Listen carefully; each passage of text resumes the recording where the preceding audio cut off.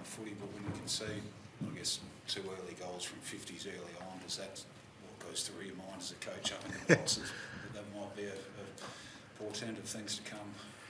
Yeah, well, that's just part of the game. The 50s, it's it's not a great way to start. I didn't think that dented our spirit or our energy. It was just our execution and our method in the first half. We come up against a very good footy team. They were prelim finalists for a reason. They were under a bit of pressure, and we knew that coming into the game. But they beat us in all facets in the first half of the game, and we were really disappointed with our start. But spoke to the boys around our response. It could have gone two ways.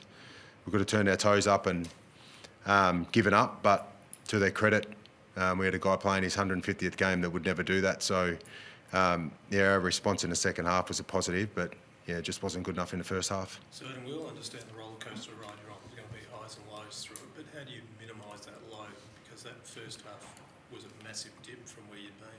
Yeah, well, when you say where we've been, it's one game, and that's going to be the hardest thing. There's going to be noise if we have a good win, and we'll be riding that roller coaster of emotion, and we've got to obviously be we've got to be realistic around reviewing each game, and we spoke about that last week, and there were still parts of our game that weren't good enough last week, and we got the win, but there was things that weren't good enough, and this week our first half was just not up to standard. They dominated clearance. They kicked 8 goals 7 from clearance.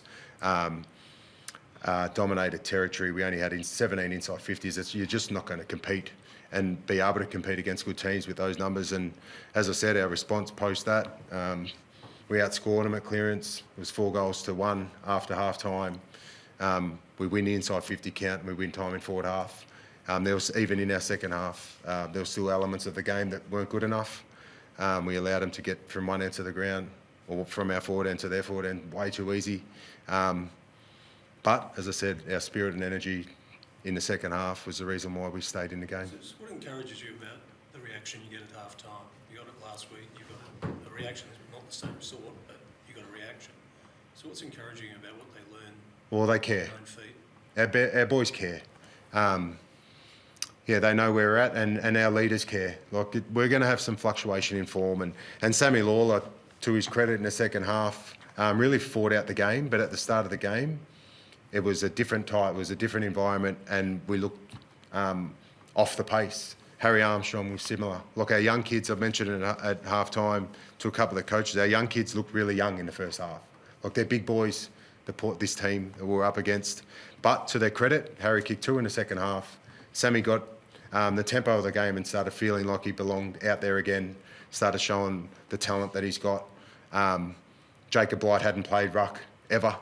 And he just cares for his teammates and did what was asked. So, we've got guys that haven't played, and we're talking about guys that haven't played 10 games of footy yet, but their response was terrific. So, as a coach, that's all I can ask. What did you make of Jacob Blight's move into the ruck then? Yeah, well, it sort of forced our hand with Lukosius going out of the team and through injury, and we were a little bit tall in our back end. But so we've had that thought that we might have to do it, or Ben Miller's done it before, but Blighty's just an amazing athlete. He's got a massive tank. He's obviously a big boy, and our leaders just helped him at ground level. So he did what he could around stoppage, and then used his strengths around the ground, and that's his engine and big frame. So we might have found something with Blighty, which will be handy throughout the year. But as I said, it was just more his mindset and attitude to go and do that for his teammates, and he did it really well.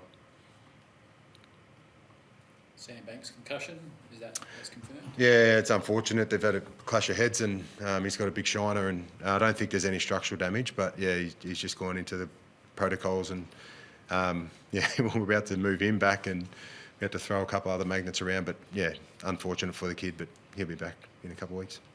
What do your blokes learn about when a game opens up and there's so much space? What do you want them to learn from that, mate? Well, like I said, the main part of it was around stoppage. So, we want to really win or half contests around stoppage. We don't want to roll the dice and look good on offence, but then obviously look horrendous on defence. So, the response around that was very good. And then, yeah, they still took 120 marks. They made us defend a little bit too much. And some of that is that in our front end, we did have a really, really young forward line today, and we did look disconnected on defence in our system. So we'll look at that. Yeah, we spent a lot of time defending today, which isn't good enough, and yeah, we'll have to review it. Thank you. Thank you.